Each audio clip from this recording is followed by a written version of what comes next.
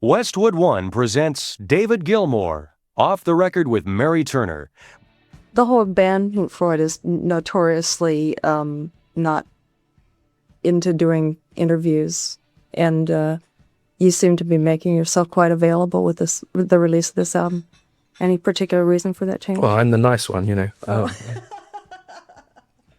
I always do it. For 16 years, he's been lead guitarist for Pink Floyd. Now he's also the leader of his own band. I'm Mary Turner, and for the next hour I'll be talking with the nice one, David Gilmour, Off the Record. You recorded the album in Paris, didn't you? Why Paris?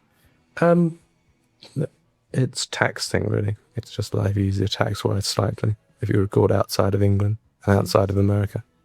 Oh, so it's not that one studio is so much. But there's a terrific studio in Paris, the Pathé Marconi Studios, that the Stones have been recording at and stuff. How did you persuade is it the National Philharmonic Orchestra? Oh, they're just a rent an orchestra, you know. No, you're kidding. Rent an orchestra? Yeah. I thought you must have had to go through great political No. to persuade them. You just ring them up, say you'll pay them, and they turn up. When you worked with musicians like Roger Waters, Rick Wright, and Nick Mason for over a decade, you get a little spoiled. So when David Gilmour started to organize a band for About Face, he wanted only the best, and he got them. Drummer Jeff Porcaro from Toto, Steve Winwood on piano, the Rev Cooley on keyboards, and Pino Palladino on bass. Not your average garage band. I would imagine that living in England, one has a totally different view of cruise missiles, of other countries being in such close proximity than we do in America. You don't see that many songs on U.S. rock albums like Cruise, for instance. That's a major concern for everybody living over there, isn't it? It is quite a major concern for people, yes. I think America tends to be we're a little island, but I think American tends to be more insular in a way. Because it's so huge, people tend not to think very much about the rest of the world and what could happen. Are you going to make a video for this album? Yes, well, I'm going to make a video for one or two of the tracks, yeah. Did you get any actual experience in the putting together or making of films with The Wall? Well, I was there. I was actually sort of gainfully employed trying to oversee making sure that the music sounded fantastic and got onto, came out of your screen sounding as good as we possibly could get it. But I was there during a lot of the making of the film.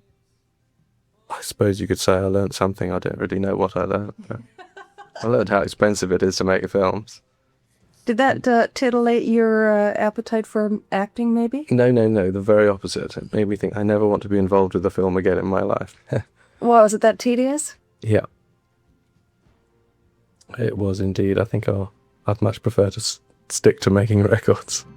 You're heavily involved in the modern technology. Am I? Aren't you? Not that heavily. The process that was used for the last Pink Floyd album that's called... The holophonics thing? Yeah. What is that?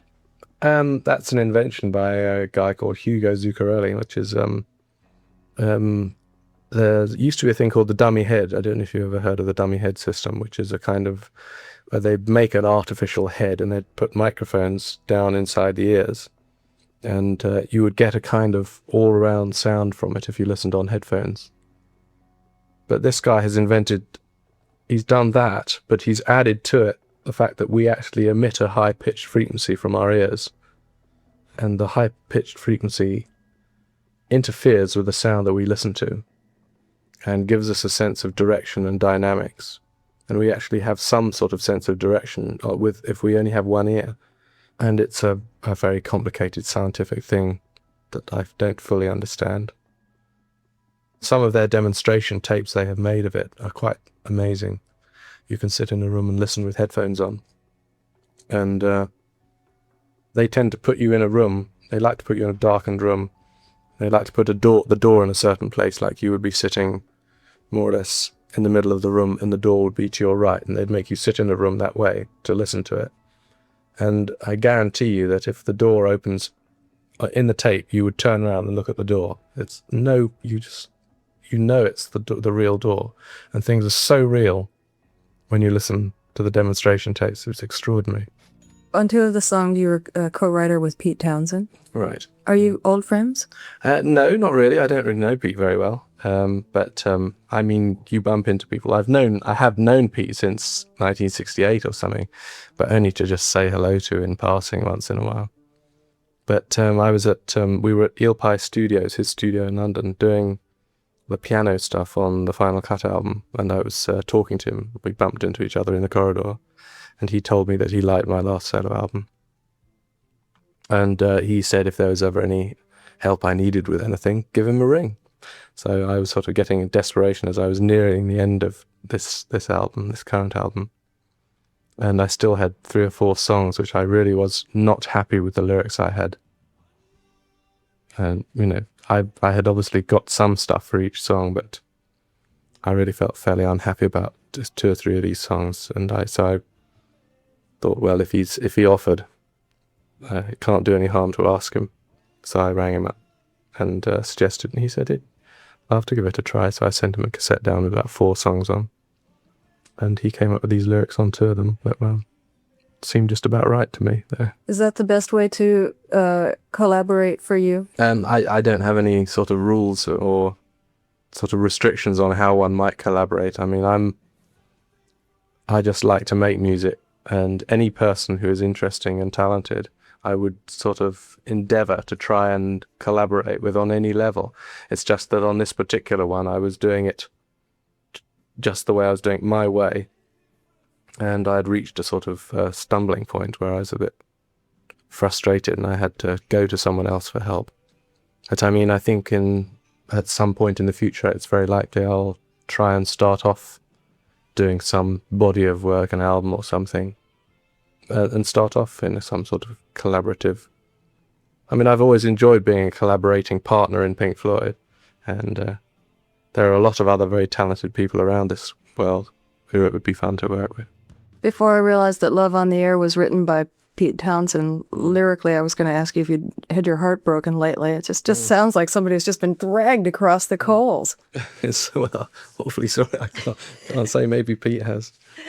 You'd have to ask him about that. I don't really... It's about the fact that we make records, really, and they go out over the air, over the airwaves, and the person...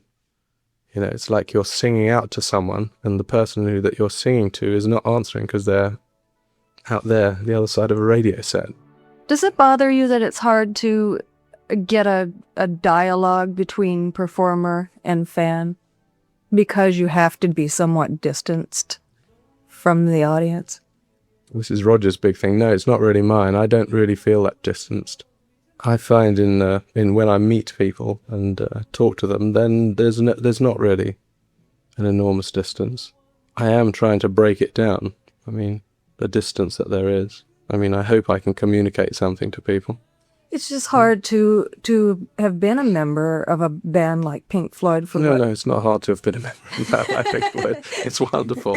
No, for 16 years, it's ridiculous to assume that you would live like the average rock and roll fan. I mean, I don't live like the average rock and roll fan. Well, I mean, I don't live like the average person. I mean, I live like me. It's the same as you and everyone else. I don't think there is an average rock and roll fan, is there?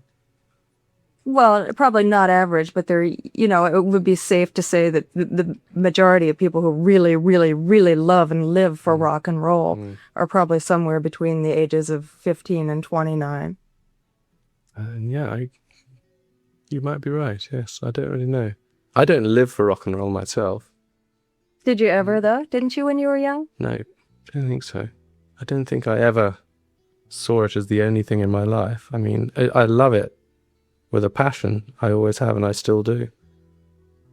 But I never thought that I didn't want to go and do all sorts of other things with my life, like take holidays and meet girls, have children, visit the rest of the world, discuss politics with friends. When the final cut came out, people, before they even listened to it or anything, thought, aha, this means the final album, the last album.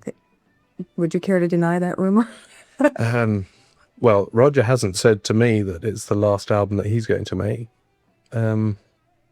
I don't personally think that the final cut of that is relevant to the Pink Floyd, but it may be.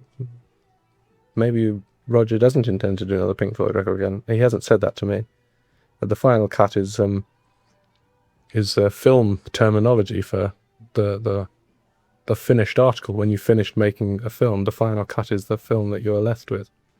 And I think it's much more Roger's comment on the film business and on other things, but largely on the film business more than the demise of Pink Floyd, so-called.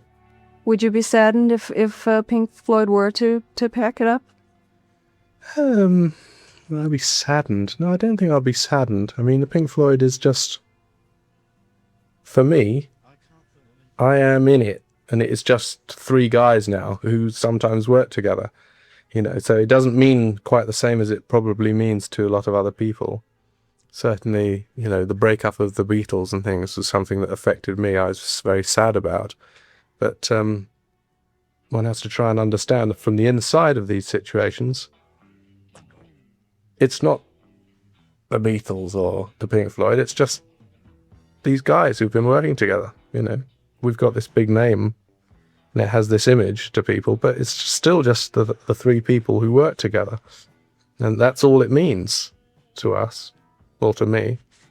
So in name, the Pink Floyd name like that, stopping existing or working together, would not really mean anything to me very much. I wouldn't have any objections to doing it some more. It's been such a long relationship. Is what makes me wonder. Long is the word for it, yeah.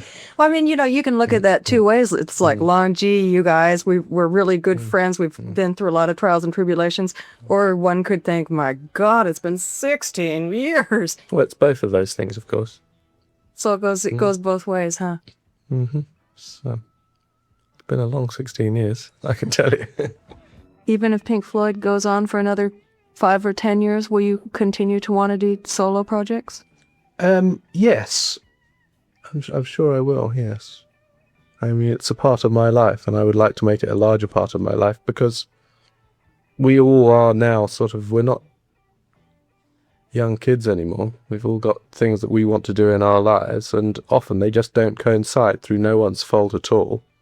And if someone has something they particularly want to be doing at a certain time, and you can't base everything you want to do around this thing called the Pink Floyd.